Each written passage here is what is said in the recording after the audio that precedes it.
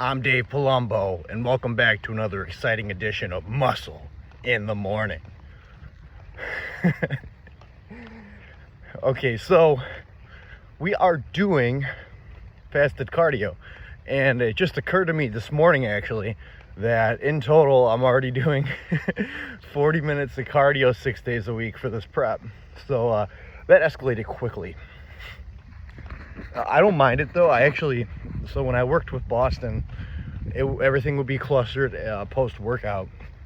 So that would be annoying at times because I'd be staring at my watch and I'd always be like, I gotta hurry up with this workout. I have to do 50 minutes of stair mill after this. But right now it's not so bad because it's broken up into 25 minutes of high intensity steady state. Look at these feet. That's high intensity, baby. We're doing that 25 minutes in the morning, and then post-workout we're doing 15 minutes of stair mill, low intensity steady state, focusing on squeezing the glute every rep, which I haven't asked, but I think the rationale behind that is on stage you want to have striated glutes.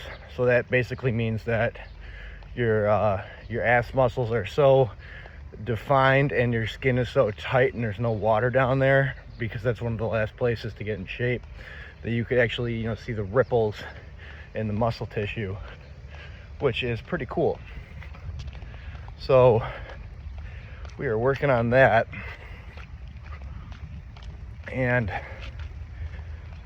not so bad.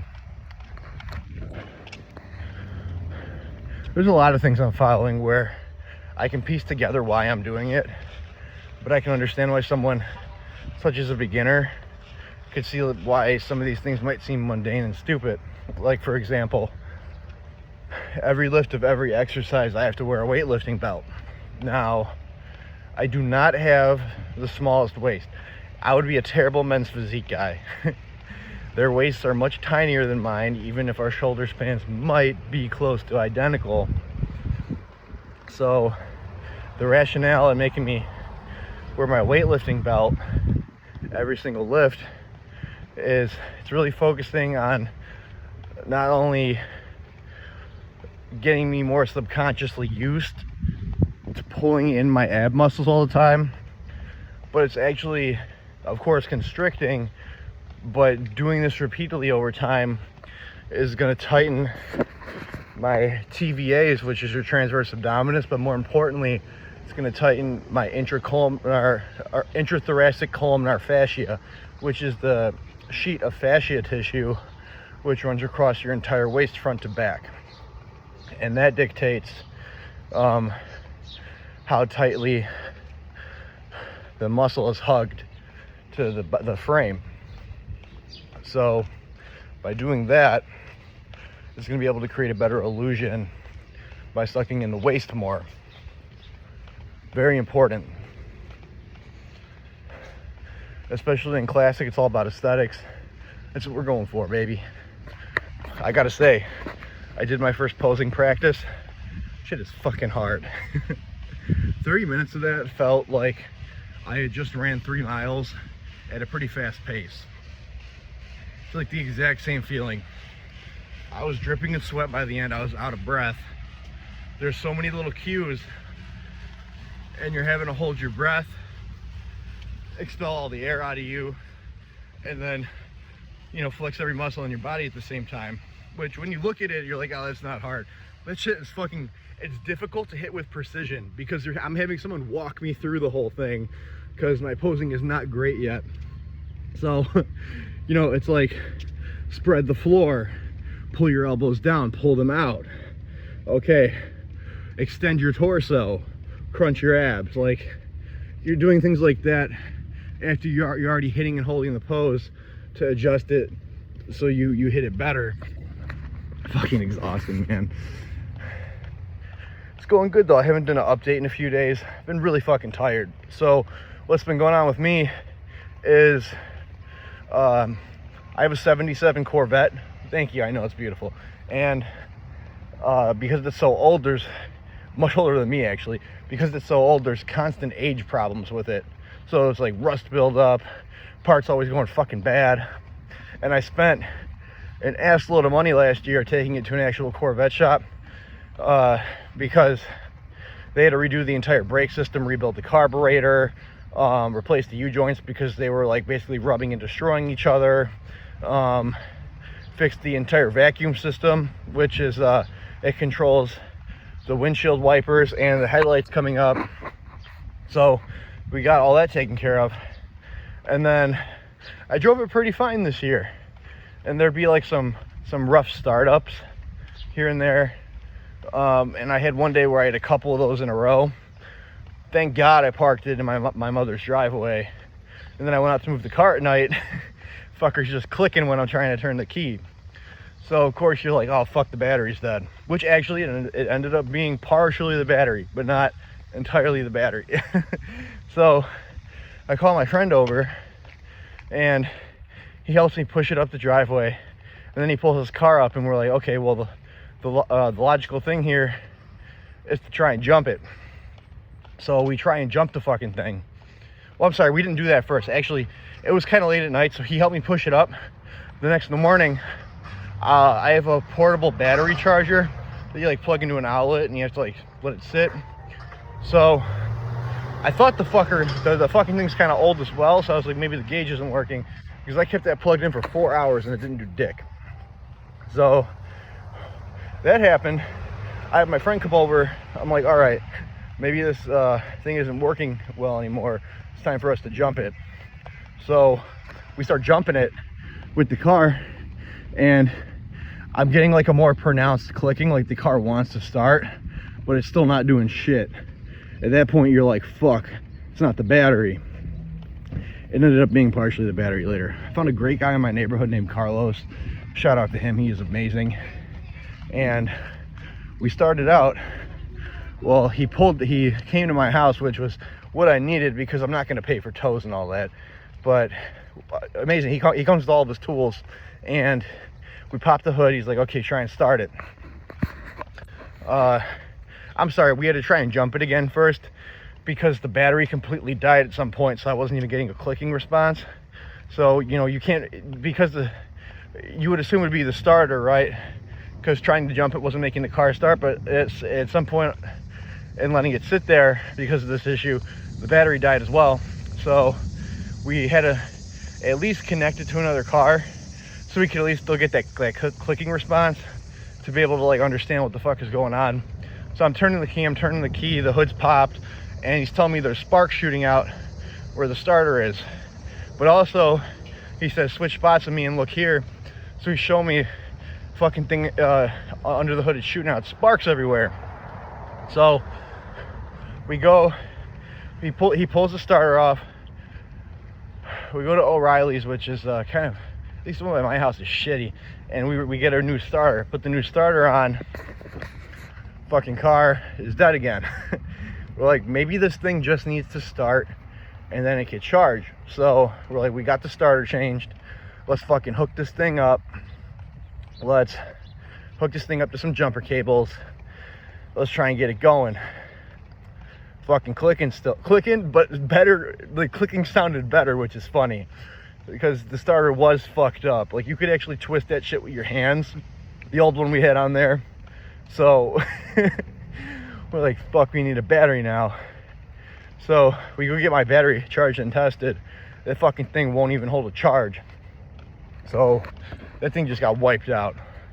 Get a new battery, throw the new battery in, car fucking starts. Boom, baby, we are in the mix. Not exactly. So I'm driving it later that night to the gym, and I can see there's like a little dash light that says Gen on there for generator light, and that thing's like illuminating and dimming out as I hit my fucking accelerator. So I take a video of it and I send it to him because I don't know shit about cars. People always ask me about cars because I have this thing. I'm like, I don't know, I just like the car. So he's like, oh fuck, that's the alternator. I'm like, here we go. We're replacing all the fucking things now, and I'm already in too deep. And in my mind, like, I at least know what an alternator does. It assists in recharging the battery. as one of the functions. So I'm like, fuck, I'm not gonna let this fuck up a $200 battery I just bought. I might as well change all these things. So he's coming back later. He took the alternator off, and he actually sent me a video because I was at work, left the keys with him, and he was showing me the alternator that he pulled off, like the playroom and give it had and what was fucked up with it. And then he went and got it tested at AutoZone, and he was showing me like it failed the test, and basically explaining why the part's fucked up, not just saying like, oh, we got to replace this, which is fantastic. I love learning new things. So he's coming back later. He's gonna pop that new one on, and I'm hoping at that point we're fucking good, because this turned into a $1,000 ordeal already. It always fucking does. And I've already put so much money into this fucking car. I just want to enjoy driving the motherfucker. I just want to cruise around in it and at least not have any problems for the rest of the year. And I can tell you right now, even though I could definitely sell that at an advantage, I am probably never selling that thing, because I have put too much of my fucking money in there, and I just want to enjoy driving the car. Some people, they're like, oh, I need a resto mod. Sorry, I'm crossing the intersection. I'm sorry. They're like, I need all original parts on there. We're gonna restore it. Honestly, I can understand why having everything original would make it better in terms of just like vintage value, but I don't care about that. I just want to enjoy the car. So if I could replace parts, I don't care if it's a resto mod. I really don't. The car itself is what I enjoy. Now, there's some things I would want to keep original, just because I like, when you start an old car, the way it sounds and feels when you're driving it, it just has that old school feel to it, and that's what makes it fun to drive. So I think since I'm doing cardio, I always say so when I'm transitioning points. I'll get better at that though. I'm still a bit camera shy making these videos, but I'm working on it. And can you believe some motherfucker? I complimented his channel. He was actually on my Facebook, so you would think that because he's a Facebook friend of mine, he wouldn't be a prick. And this guy's got a channel, and it's got like 1,000 subscribers, so like it's not anything special, but he's got like really good quality videos, even though it's subject matter I don't like. And I'm asking this guy in the comments, I'm like, hey, I sent you a subscription, really like the quality of the content you have, and do you have any suggestions on a camera and editing setup? This motherfucker hits me back saying, oh, it's my side business teaching people how to do that, you could hire me. Fuck off. Hire you for that. Eat a fucking Ask me what my budget is. Fuck you. I can Google search and figure most of this shit out. The only benefit to talking to someone in person about how this shit works, if they're actually good at it, is they give you specific suggestions. While when you like Google search it, you have, you know, specific items to buy, but there's like a list of them and pros and cons and what's good for what. And having not experienced using any of these things, it's like I'm shooting fucking darts in the dark. So yeah, unbelievable. Fucking guy. Yeah, so once I get this car going, we're gonna be good. I'm gonna get that bitch waxed, I'm gonna drive it around, I'm gonna have a good ass time. And the cardio is not so bad. Let me check my watch. Look at that, I already turned this into a 14-minute video. Yep, we're gonna arrive home right on time. Supposed to do 25 minutes every morning. It's actually suggested I do it on like an incline treadmill or a stair mill. Point being is the stressors of doing those two things, it gets my heart rate in the target zone much quicker. But I don't mind doing it this way, at least for now.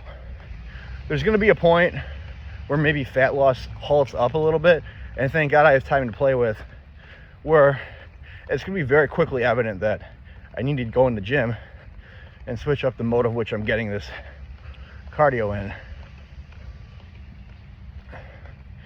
So I usually walk around the park in the neighborhood, a pretty decent pace. It's like a 16-minute mile.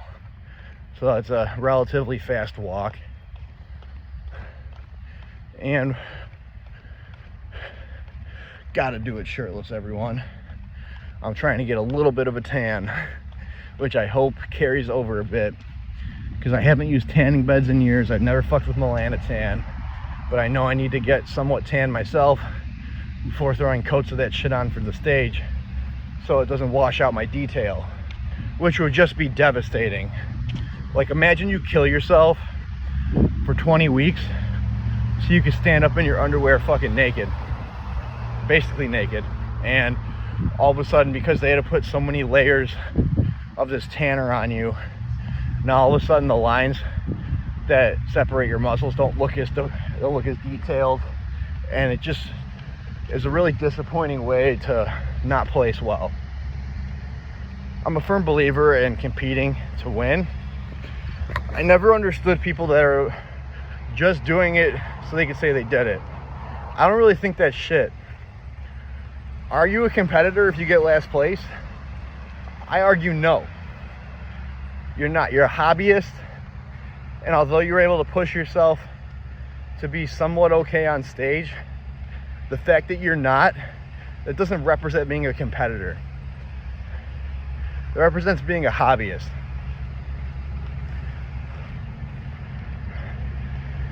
That's like me jogging a mile every day and telling everyone I'm a marathon runner.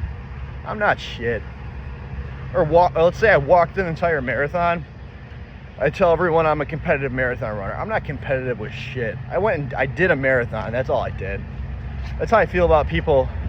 Like, man, I got this one chick that's on my friends list, and she thinks she's a wellness competitor, and she's not. Her body sucked down would be a bikini competitor at best. And I think she's got a bunch of yes men in her corner, because no one's telling her that shit. And I really don't think her coach isn't shit either, because I see her all the time posting how things are bodybuilding meals, and they just are not. We're talking like all carb. We're talking if it fits your macro eating. Fired, bro. If it fits your macro dieting, fired. Get the fuck out. You're not going to be my coach. You need high quality sources of nutrients. You need chicken, steak, salmon, white fish, shrimp, things like that for your protein. Don't be counting the protein in your oatmeal. That's not a good way to do that. There's not enough leucine content in there for that to translate well enough. Even though it actually says there's grams of protein in there, those grams of protein are not being utilized in enough manner to carry over into muscle building. And just because you ate a couple meals with chicken throughout your day, that does not make up for it. This is a 24/7 deal. People need to realize that. And and another thing, I'll use this person as an example again. Every fucking day, they're posting motivational quotes and how they're busting their ass and how they're a competitor when they haven't even done a show yet. And they're filming their whole workout. You are not training hard enough if you're filming every goddamn set you do. You're just not. I can tell right away you're resting way too much in between sets. And by the looks of the things you are posting, you're not pushing yourself to failure. Very evident. You got to go out there and want it, people. Go out there and push yourself. Go out there and try and reach your dreams. Go out there and enjoy a nice breakfast, which is 8 ounces of egg whites, 35 grams of oatmeal uncooked, and 40 grams of whey protein isolate. That's a bodybuilding meal. Not this all carb bullshit. Don't be fooled. Follow the truth. I'm a little lightheaded. Thank you for listening.